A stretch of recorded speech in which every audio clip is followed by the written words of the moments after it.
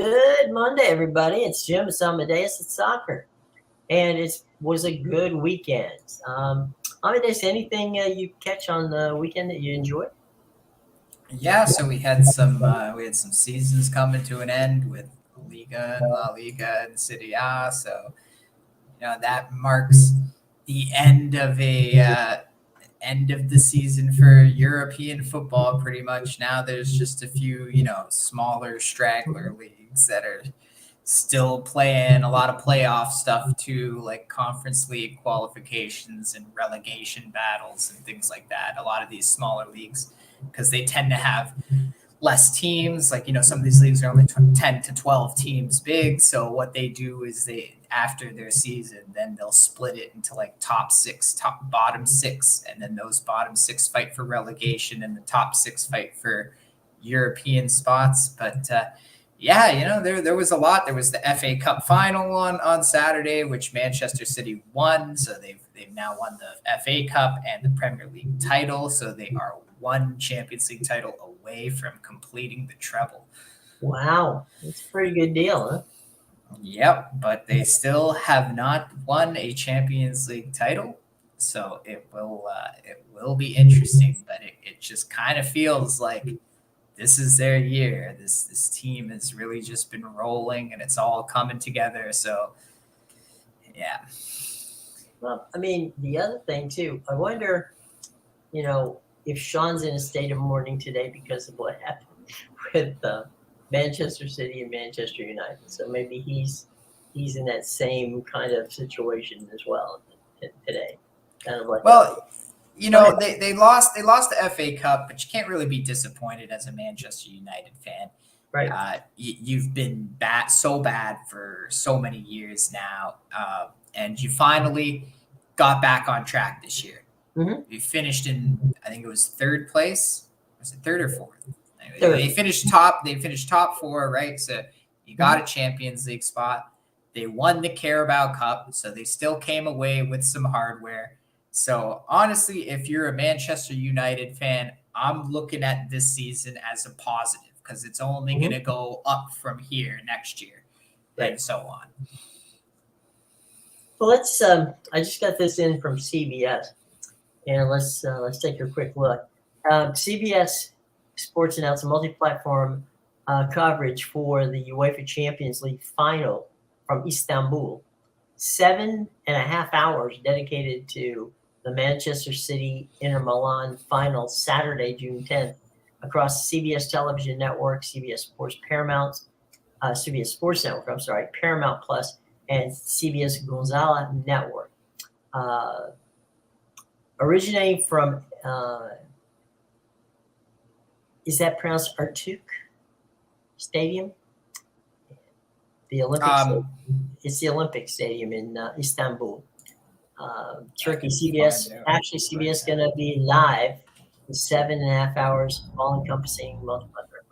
The pre-match coverage on CBS television begins, along with Paramount Plus, at 1:30 Eastern Time. CBS Sports Live pre-match, halftime, and post-match shows will be on site. They've got Kate Hebdo, who does a wonderful job, along with Thierry Henry, Jamie Carragher, and Michael Richards are going to be on hand there. CBS Sports Network and Paramount Plus will also present post-match analysis immediately following the game. Clive Tinsley, will conduct the play-by-play. Final joined by Rob Green, Christina Urkel will be part of the contributing team. So there you go, boys and girls, quite a bit.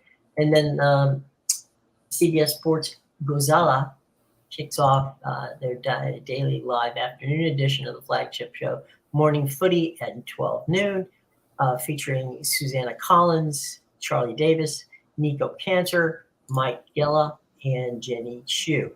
By the way, co-host Alex Garros will join them live from Istanbul. And so at 6:30 p.m., the Champions Cub will weigh in with analysis. And basically, they're going to go all the way to 10 o'clock Eastern time with coverage on multiple platforms of CBS. So those of you who want to know what's going on, all you got to do is get your CBS affiliate or Paramount Plus here in the United States, and you will be locked in. So there you go. It seems, I mean, to me, it seems like it's going to be a fun final. We kind of thought maybe PSG would be there, some of these other brands. But at the end of the day, the two most deserving sides got there.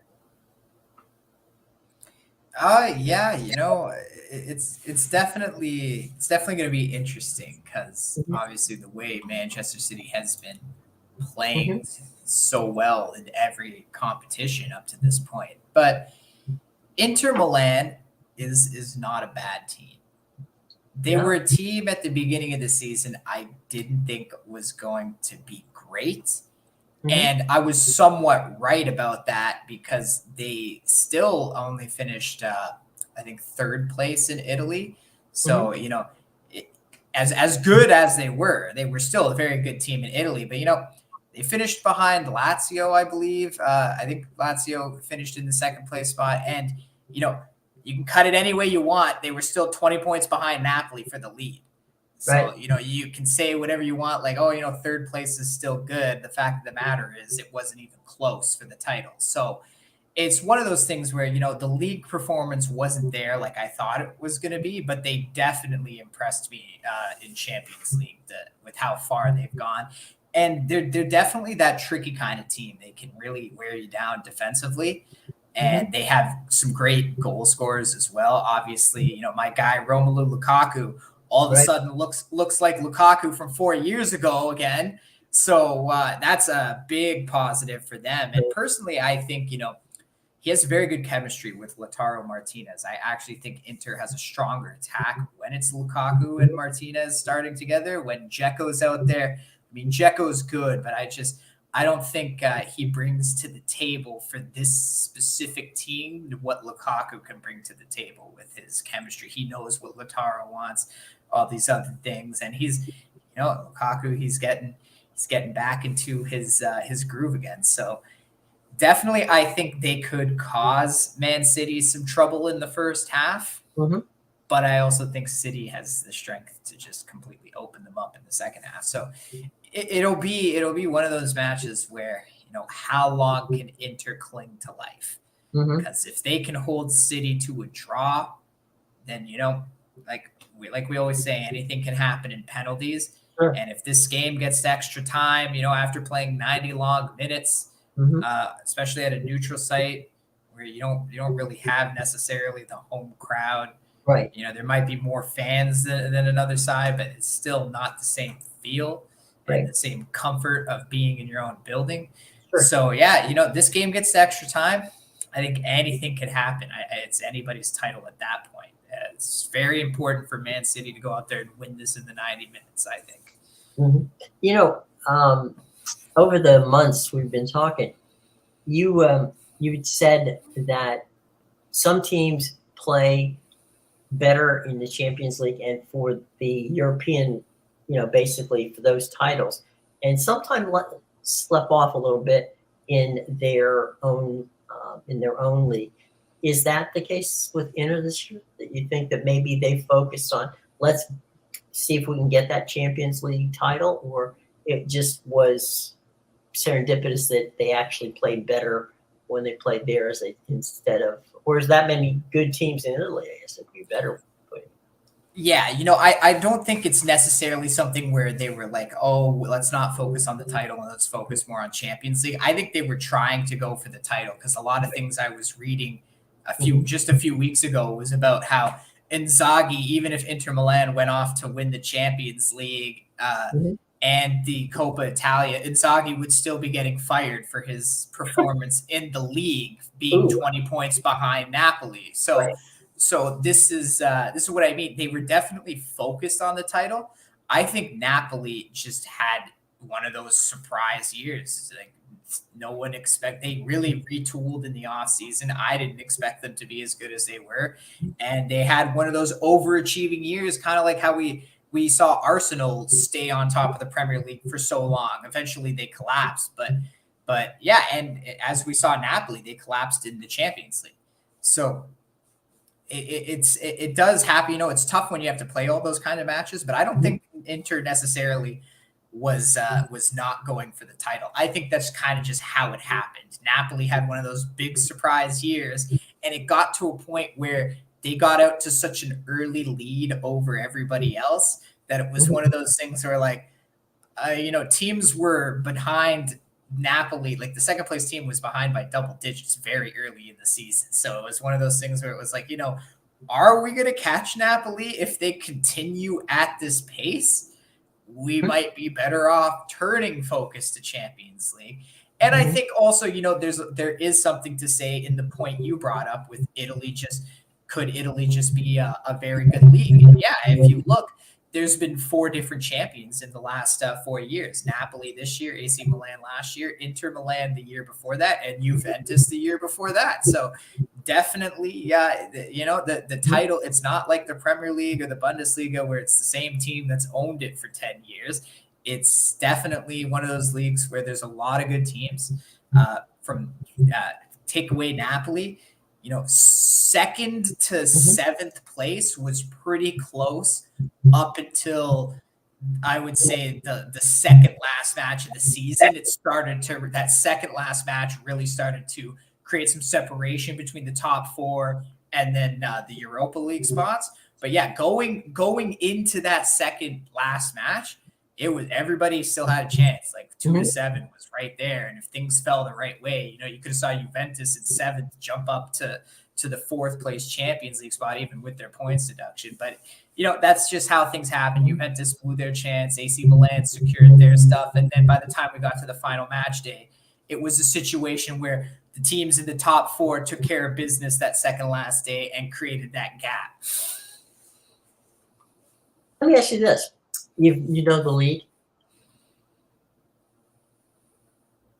What kind of crowd is it? I mean, are they the kind of fanatical? I mean,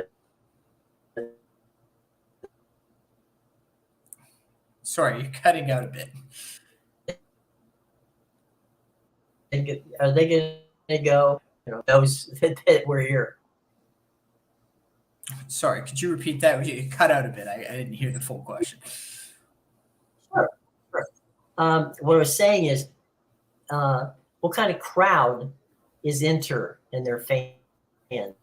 Are they the kind of crowd that travels well and also are going to, without question, give the folks that in Turkey an idea that, hey, let their team know, hey, guess what, guys, we're here and we're here for you.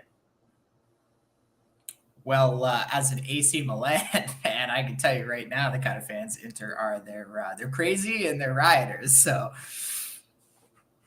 but that's usually when they play my team. I think you'll definitely get some Inter fans traveling to Istanbul for this match. There might even be more Inter fans than there are Man City fans there, I would think.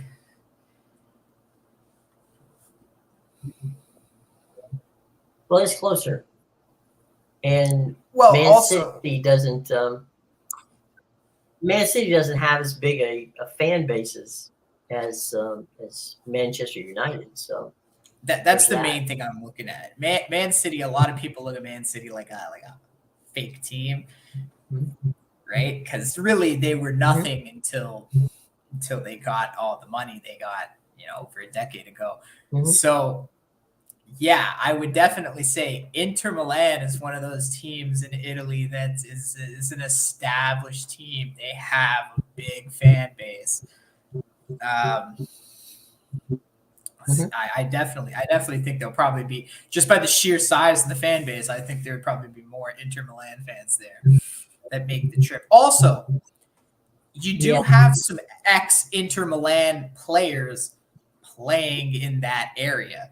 Like Galatasaray star Okay. Mauro Icardi. Mhm. Mauro Icardi used to be the starting striker for Inter Milan years ago before he went to go play in the Turkish Super League. So you definitely have some ex Inter Milan players that make their way over to that part of the world in the later stages of their careers. So then there's probably some Turkish fans that are going to be for one day only Inter Milan fans. That's the point, right? Like that was the point I'm trying to get at is maybe there's actually Turkish there's probably a larger amount of Inter Milan fan that are actual Turkish residents than there are Manchester City fans. Oh, for sure. And so the other thing is, people buy these tickets, a year in advance. And so, a lot of times, if you don't have one of the sides doesn't travel that well, right? There will be people, locals, who will buy those tickets because they get a chance to, and probably not have to pay extra to get it. So, that's something to look forward to. And just another thing, just from the standpoint of the neutral, Turkish fan, as you Right. pointed out, right? I would think, dynasties are nice, but if you actually live in Turkey and you're just a neutral fan, right? Like you have your team in the Super League and you don't really cheer for either one of these teams, but you're gonna go watch the game.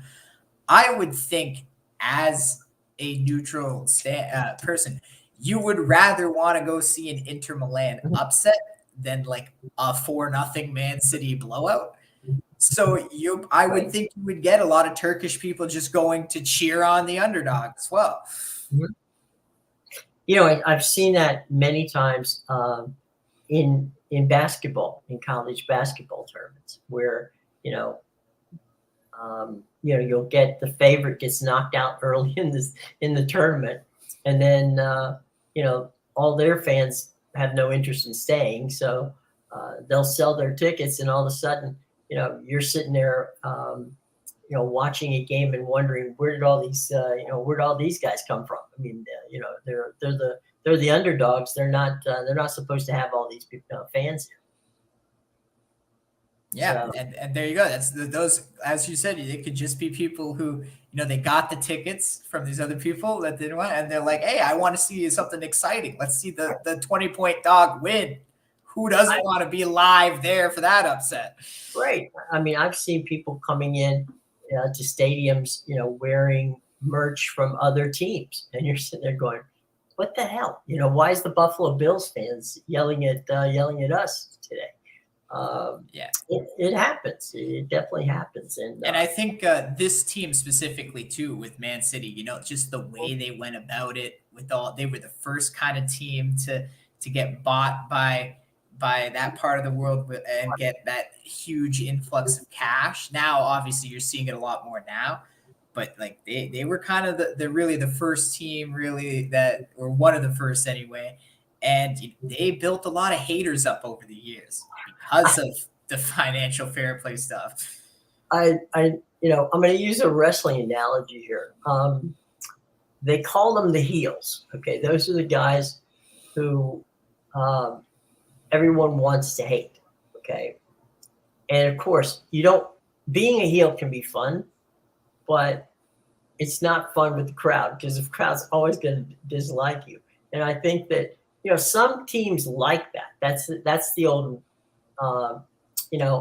Oakland Raider theory, right?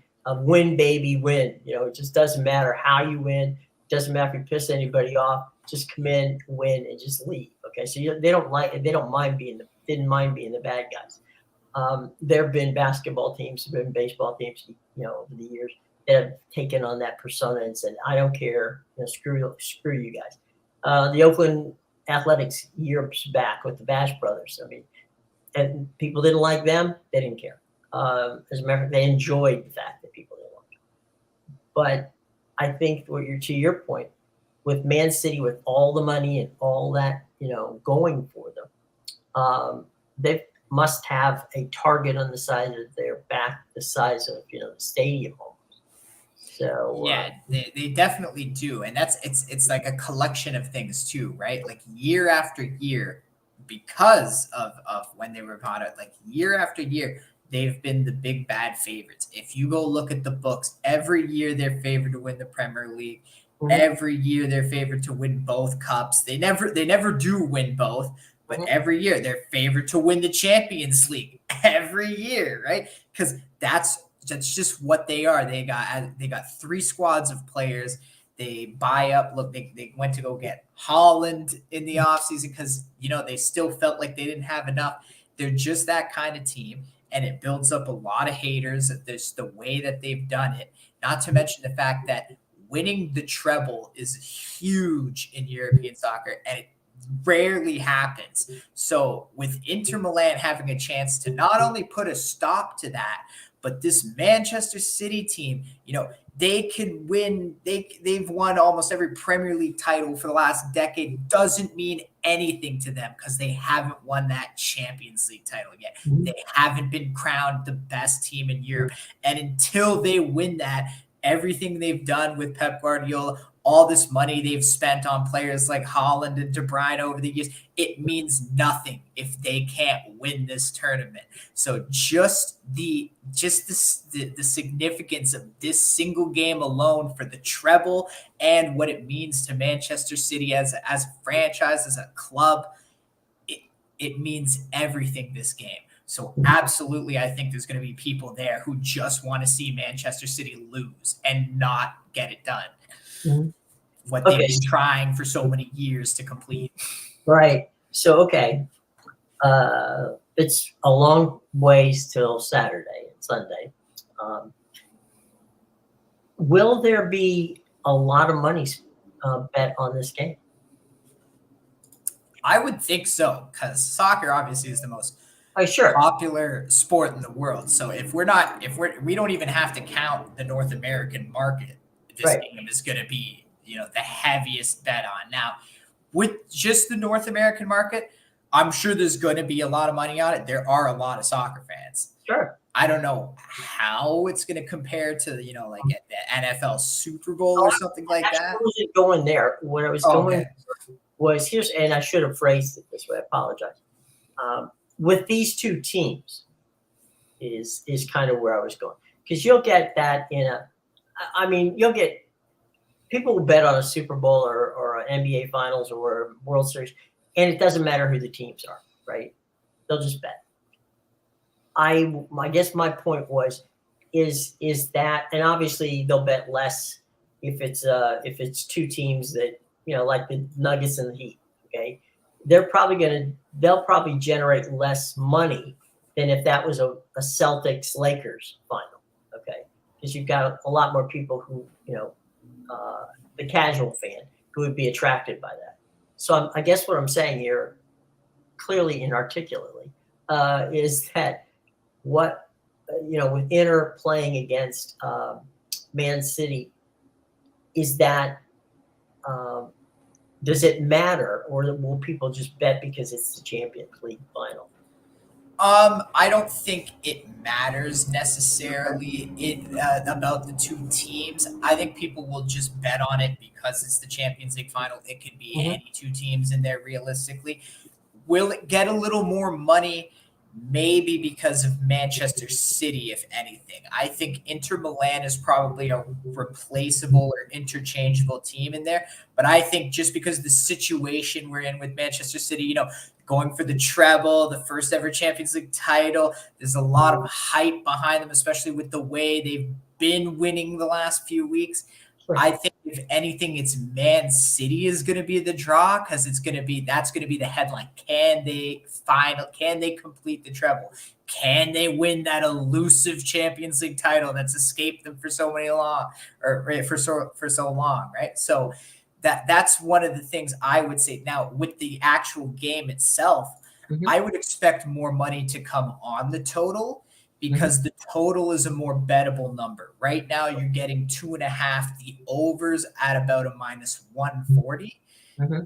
And that's actually a more manageable, because a lot of the time you have to take over 3 with Manchester City because over 2.5 is closer to, minus 200, something like that. And if you look at the side in this game, Man City's minus 223. So to bet them, you'd have to take the -1. Mhm. And this is kind of what the same situation we had with the FA Cup on the weekend is, they knew that was going to be another big game. And the way the books priced it, they kind of made it unbettable. Because again, Man City was minus 200 over United. So you had to take a -1 unless you wanted to lay the minus 200. So you take a -1, well, they won by 1 goal. And then you look at the total, right? Again, the 2.5 over was juiced minus 200. So you had to take over 3. Well, the score was 2-1. So it didn't matter what you bet, whether you bet Man City, Man United, over, under, at the prices and lines they gave you, you pushed on everything in that FA Cup final, unless you started getting into first half props or laying the straight up money line with Man City or something. So again, Man City could win this game in the 90 minutes, but Inter Milan has a very good defense. And it could be one of those games with like the FA Cup where Man City wins by 1 goal. And if that happens, taking the -1 is useless. So I would expect the way Man City scores goals, I think the over would actually take a bit of money here at the -138. And you might even see it move by the time we get to the game. It might end up hitting 3. But that, like I said, Inter Milan's a very good defensive team. And Man City has a great defense. Yeah, they score goals, but people seem to forget when good teams play each other. Yes, good teams have great attacks that score goals, but good teams also have great defenses. Right. Defense wins championships. So at the end of the day, if you're going to give me a 3 on this game, if that number is going to get up to 3, I could see it staying under absolutely. Because like I said, Inter Milan's only hope in this game is going to be clinging to that draw, trying to get this game to extra time, wear down Man City's energy, wear down their focus. Maybe you catch them off guard in the extra time. And if we go to penalties, anything can happen. So the juice is going to be on this one too for Man City. Yeah, definitely. I would think Man City is probably going to take the money. But like I said, Inter Milan, I don't count this team out. I really don't count this team out. Well, I mean, a team can be juiced on that, but you still win. Your team can still win. So it doesn't mean it's a lock. So yeah, I mean it's amazing at that point. You're right. They could draw 0-0 and win it in penalties. You know what I mean? So and all that money goes down the tubes. From that standpoint, it's fun. Well, we're gonna have plenty more time to talk about that. Let's bang on a couple of quick storylines. 1-1 Nuggets and Miami. Miami got their footing ×2. Now they're coming back to South Florida, where the mug will overcome the altitude. And it's funny. It was a very sloppy game too. It just seemed like that nobody really wanted it until the end of the game. It wasn't a well played game, but at the end of the day, Miami prevailed. So they're 1-1 going back to South Florida. Yeah, it's definitely a lot of people counted the Heat out last night. Still in the altitude on the road, but they were even down big again in the first half, but they came back. They did what they've been doing, evened up the series, and now we're all tied up, and they have a chance to go up 2-1 and 3-1 here at home. So we'll see. They've been really good at home in these playoffs. Yeah. The one of the things is Stan Kroenke, of course, who is from Denver, wanted to buy the team years ago to keep them in Denver because he thought that they would be moved. And so Kroenke, who also owns the Rams and pretty much everything, is actually, watching his team try for a title. And we'll see how it plays out. It's going to be very interesting. From that, I don't know. Have you? And this is a total aside, but it's kind of funny. Do you guys get the FanDuel commercials up there with Charles Barkley and young Chuck supposedly sitting next to him on the couch? how many rings am I going to win? Wait, don't Right. tell. Because I I want to be surprised. You'll be surprised. I just think that whoever that person is, they've done a really good job of making him look like Chuck. I mean, he looks like Chuck. He's a little smaller, frankly, than Chuck was when Chuck played. Yeah, he's a little scrawny, but he's not the round mound to rebound. If I had to guess, he's probably a little taller than Chuck too. I mean, just the way he looks with that frame. But I love the line where he goes, "Well, if I had a keister like that, you just back him down like we did and put him up there." Which is what I saw Chuck use his rear end to knock guys out of bounds all the time. Him and Rick McCorn, my God, those two guys just with a hip would knock guys into the third row. Got to use the body. And they used it. They had no problem using it. That's for darn sure. Foxy's with us, by the way. Hey, Foxy. Easy win of the weekend. Man City. Yeah, Foxy. With a Man U. Foxy, I regret not laying. I went with the Man City -1, and I should have just laid it actually got down to -167 before kickoff. I gave it out when it was around -200, but yeah, I pushed with that. I should have just laid it. I knew Man City was going to win it in the 90. I know that they really tried to help him with that penalty. It was a little ticky tacky in my opinion, but yeah, what are you gonna do? Well, it is what it is, right? It's you got what you got, and over the weekend, we shift gears here for a second to baseball. We had a really interesting situation where the Pirates swept the Cardinals. And I was like, wait a minute, how does that happen? In Pittsburgh, and a couple of them were coming from behinds. So that was wild. We had what we like to call in the business a little league home run hit by Yandy Diaz of the Rays against the Red Sox. I don't know if you saw that one, but he hit.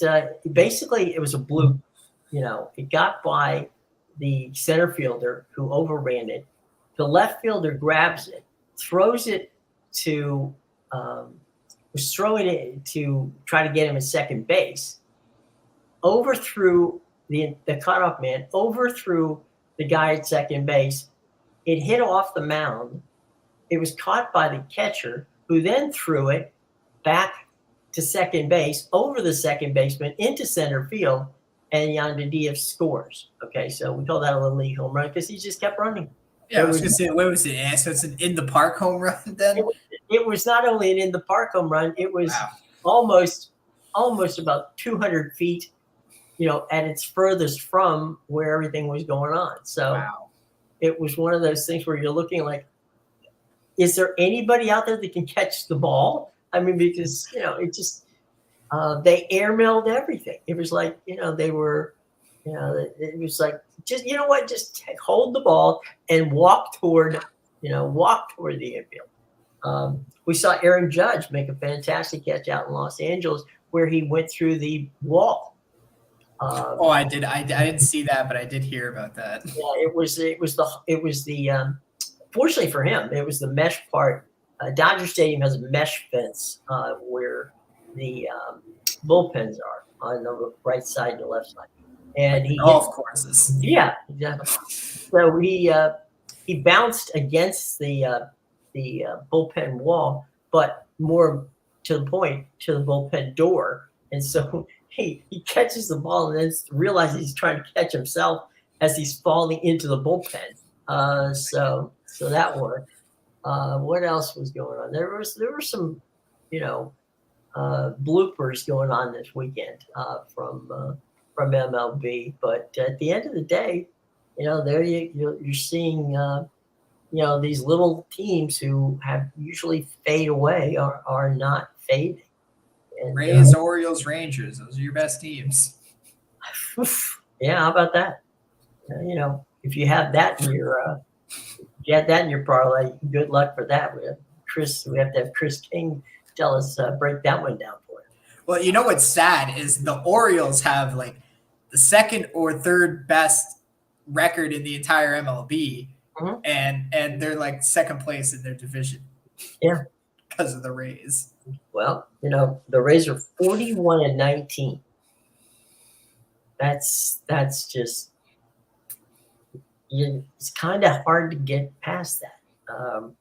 But the Rangers are 38-20. So yeah, and the Orioles are only the Orioles are right there too. I mean, so it's not like and there's not like they played your Sisters of the Poor. I mean, they played some good ball clubs. They just they've just proven that.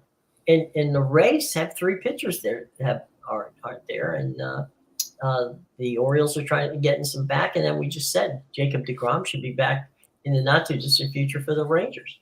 The Rays have the best offense in the MLB, which I think that's the backwards one with that, because that's usually not the way it works. They're always the pitching team with one of like the worst offenses, and this year it's just their OPS is like 0.829. They're one of the only teams over 0.800. Well, it was Joe Madden, the mad scientist, who created some interesting things, and Joe knew he didn't have a lot of home run hitters, so he basically said, look, we got to do 3 things. We got to pitch well, we got to play defense well, because we're not going to, we can't give people extra at bats because we're not going to score a lot of runs. And then he was freaking people out by putting 9 guys in the infield when there was 2 outs and 2 guys on. And he would bring that shift in, because it was Joe who created that shift problem that we don't have to worry about anymore. And so, and he was he basically had fun with it and made it so that the players and even at times batted.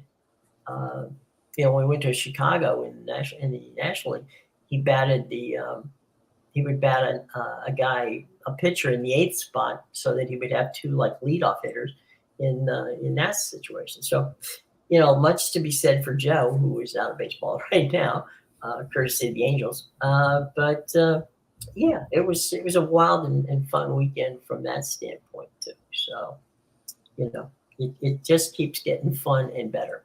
All right, well, we will be back tomorrow, and we'll have some fun talking about a little bit more about the Champions League title game, which shall be coming up this weekend, and a lot more about baseball and basketball and all things. Actually, the Conference League finals on Wednesday. West Ham. Then we will have an opportunity to chat about that too. Foxy, like I said, I don't know why they threw it then, but hey, they're not up against a lot of competition. Oh, and by the way, we will have plenty to talk about from the French Open, where things are getting very interesting. So we will have that to you. And, by the time we come on the air, it will be dark in Roland Garros. And so, we should have pretty much all the results of the day. So there you go. All right, everybody. Have a great day. Foxy, come back and join us. We always enjoy having you. And we'll see you guys come tomorrow at 2:00, okay?